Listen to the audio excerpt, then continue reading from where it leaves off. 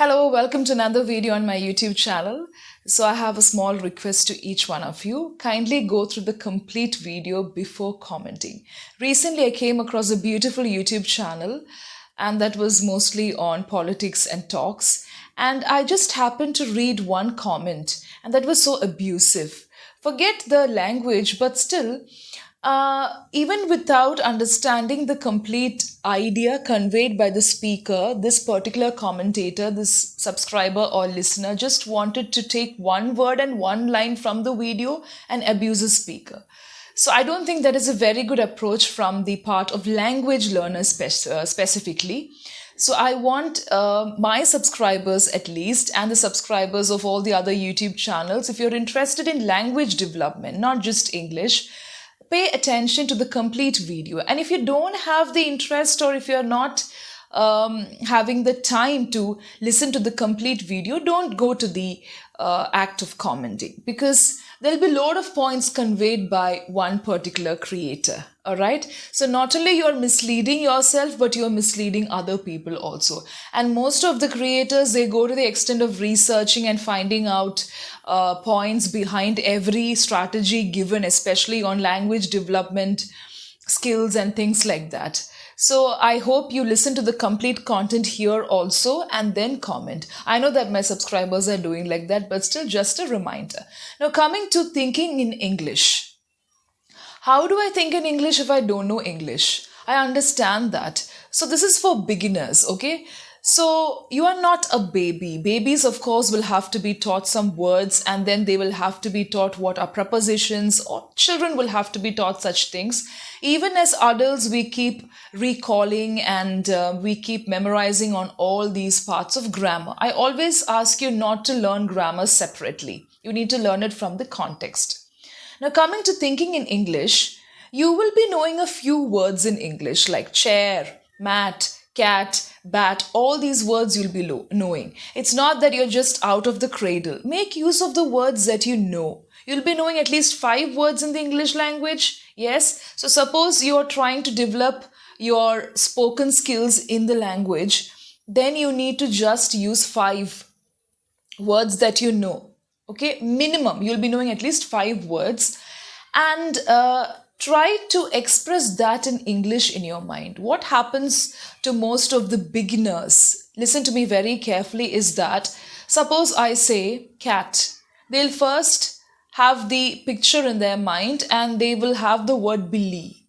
Suppose your native mother tongue is Hindi, then you will have the word Billy in your mind and then you will express it in English. So suppose I'm trying to say the cat is under the chair, you will first express it in Hindi. You will have the picture. Some of you won't have the picture also in your mind.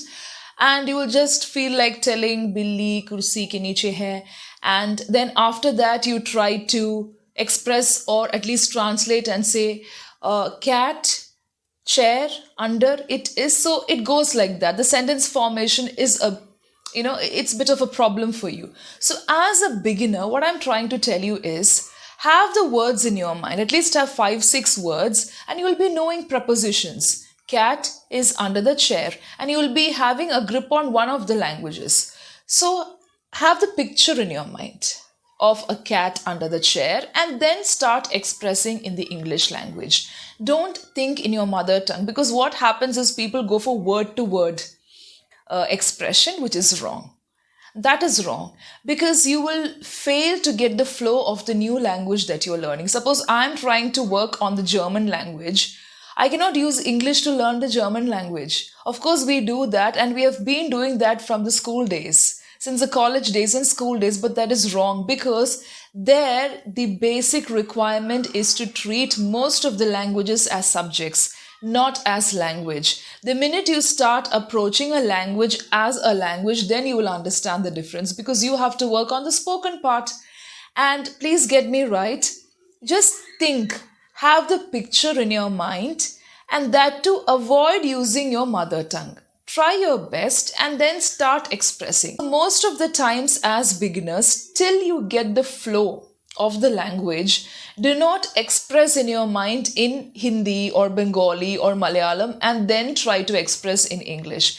If you have the word cat in your mind, chair in your mind. Don't associate it with the nearest language or the language that you're familiar with, like kursi, billi, okay, and words like that. And then start expressing in the English language, because no two languages are the same. All right. So it's okay if you know only 5 words. You will be knowing some prepositions also. On it, on the table, under the chair. And please go to this particular video and learn the strategies, because there have given a lot of examples on how to do it, and listen to the complete video. All right. So thinking in English is very simple, even if you know only 5 words. And next day, when you read or when you listen to some YouTube content, or when you listen to a film, when you watch a film also at the same time, you will come across the next 5 words. Start using, now you know 10 words. Today's 5 words and tomorrow's 5 words. Get hold of some prepositions, get hold of some connectives, and try to form small sentences. That is what is meant by thinking in English for beginners. Because this problem of thinking in English is faced only by the people who are not familiar with the language. So once you become familiar, it is actually easy. All right, so get the flow. Even if it is wrong, it's okay. If you start expressing in your mother tongue, what happens is you fail to get the flow of the new language, and do not do that in the first step. But as you evolve, as you become an average learner, and as you become an advanced learner, you can attempt all these different techniques and tips, and nobody is going to stop you. All right. So choose a method that is convenient for you. The next point is translation. I'm an author, and I also had the privilege of translating articles from Malayalam to English. So I did that. I was able to do it only because I had a fairly average grip on both the languages. Okay. Of course, I'm not very good in Malayalam, but still I can read, I can also speak, I can understand the language. So you should have an average grip on both the languages to translate and toggle between these two languages. It is applicable to any two languages in the world. Translation, you should understand, is a technical procedure which involves lot of steps.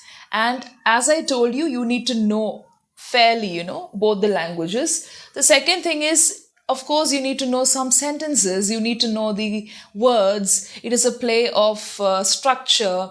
It is a play of retaining and maintaining the meaning, and also maintaining the cream and the content of a particular article that you're trying to translate. So it's a huge process, and you shouldn't attempt it if you are a beginner in a language, because it's a technical procedure. Expressing a language in a different language, from one language to another language, is different from translation. Like just now I told you, expressing in one particular language is different from translating, because translation is different and no two languages are the same. If you come across people who really translate books and articles and such kind of things, they will tell you that it's very difficult to retain and also maintain the sentence structure, the meaning especially, and to get the feel of the language.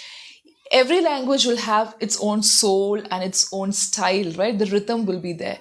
So translation is a different procedure, and as an average and advanced learner, you can attempt.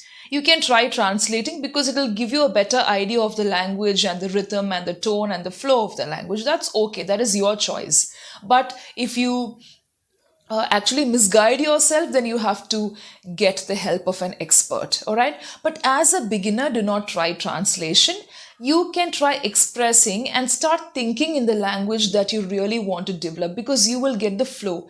Even if you make a mistake, it's fine, because you learn from your mistakes. And if you want a mentor and a guide, then you need to get the help of an expert. So do not feel that I don't know the language, then how will I think? You will know 5 words, right? Tomorrow learn 5 new words. Don't sit and be so complacent with the 5 words that you know. Please evolve as a learner. And there is a very big difference between evolution as a learner and progression as a learner, which I'll be elaborating on in the next video. So as a basic learner, if you feel that you just have a rough idea in the English language, try to first think in that language. Don't have the words in your mother tongue in your mind. If you have the picture, train yourself to have the visual images. Suppose I'm telling you laptop, have the visual image and then say that's a laptop. That is a laptop. This is my glass of milk. That is my red dress and it is red in color. Like that, make short sentences. Don't have your own sentences in your mind, that too in your mother tongue, and then try converting it. No, it'll not work. All right. And as a basic learner, as I told you just now, in schools, they will give you sentences where you need to translate. That is because you're approaching it as a subject, not as a language. Now, as adults, you have got this need to develop your fluency. Now, to develop your fluency, you need to understand your level and upgrade yourself. Okay, and when you upgrade, when you learn something more, and when you're fairly good with both the languages, when you can handle the English language, then of course go for translation. Who is stopping you? But as a basic learner, don't do that, because you will not get the flow of the new language. And also you will have a tendency to always toggle and run up and down between these two languages. You will not learn that new language, neither will you remember and retain the knowledge in this first language also. So don't get confused and don't get mixed up. Start working on the new language, learn something, and then after that attempt. So all these points are for the basic learners and the advanced learners. You need to understand that you will never be a basic learner for the entire life. Things keep changing if you work hard. You're not going to remain a basic learner forever. It will change with hard work. So maybe just for 3 weeks or 1 month. And as you evolve, you can do what you like. And that is like there are different techniques for doing it. All right. So I hope you get the difference between thinking in English and how to do it. Not exactly the difference, but what is exactly thinking in English. So go to that previous video that I have uploaded in my YouTube. And also why people say translation is like you can try translation. Most of the teachers and most of the trainers ask their students to translate. Actually, what should be done is expressing it in another language. And as an advanced learner, you can do it just like how school students do. But if you want to develop the fluency, of course, you need to learn a little more and then attempt all these things. But as a basic learner working on sentence formation, you have to be careful. That's what I'm trying to tell you. And please listen to the complete video, get me right, and then start commenting. All right. So thank you so much for listening to me. And this is Rini Rose Matthew. Stay happy.